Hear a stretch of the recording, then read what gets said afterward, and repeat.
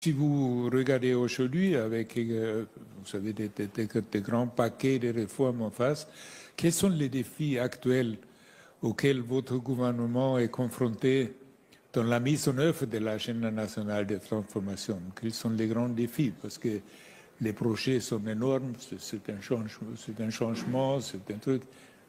Comment vous sentez? D'où viennent les défis pour mettre ça en place? Je rebondirai d'abord sur, vous avez insisté sur la gouvernance vertueuse, elle est très importante et je pense que pour ceux qui ont suivi notre carrière politique et notre combat politique, notre parti, le président Bassirou Diomaye Diakhar Faye, moi-même et tout le staff, le substrat de notre combat politique, c'était justement la bonne gouvernance et la transparence.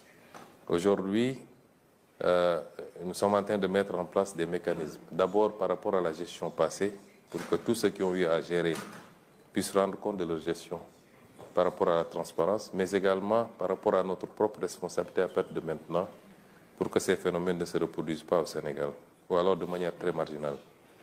Et la question que vous posez par rapport aux défis, aux obstacles, le premier obstacle, c'est la situation dont nous avons hérité.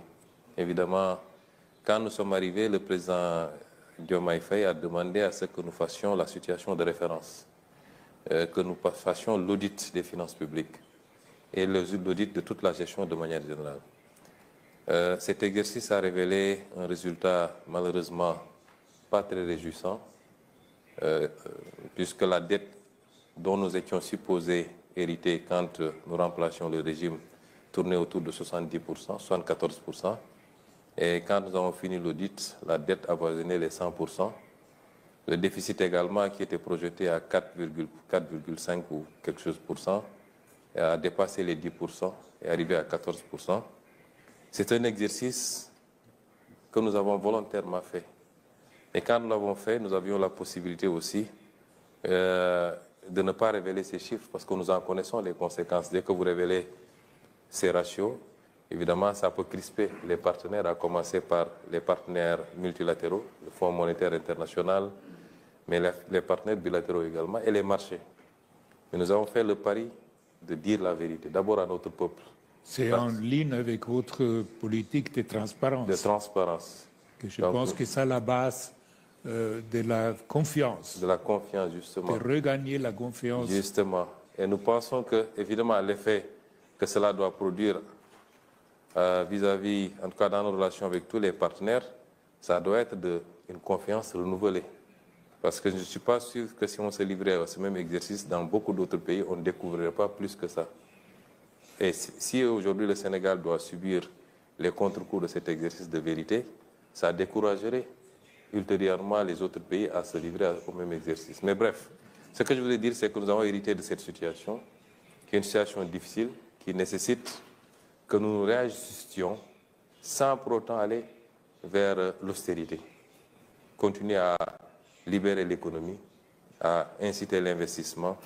Et c'est cet exercice difficile qui fait que c'est un défi constant pour nous. Nous sommes en train de discuter pour un nouveau programme avec le Fonds monétaire international. Les partenaires continuent à manifester beaucoup d'appétit et beaucoup d'intérêt pour le Sénégal. Les investissements continuent.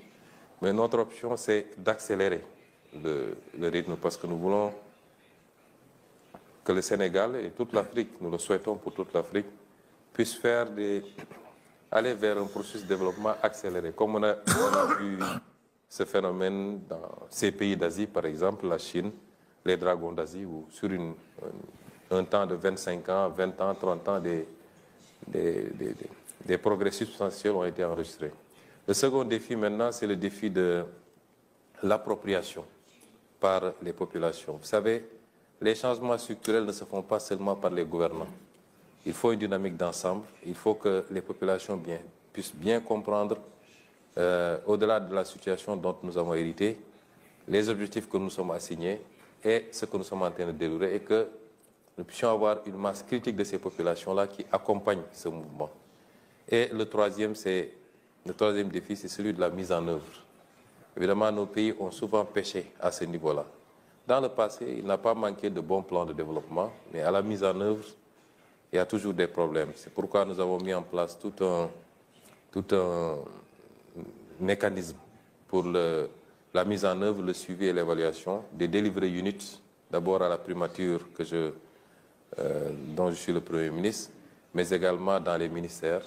C'est tout un travail qui est en train d'être fait pour gérer ce programme avec toute la rigueur qui s'y est, parce que nous pensons qu'en Afrique, il n'est pas question de réinventer la roue. Ce qui a été fait ailleurs et qui a produit des résultats, si on le fait avec la même rigueur, on aura les mêmes résultats en Afrique, sinon plus.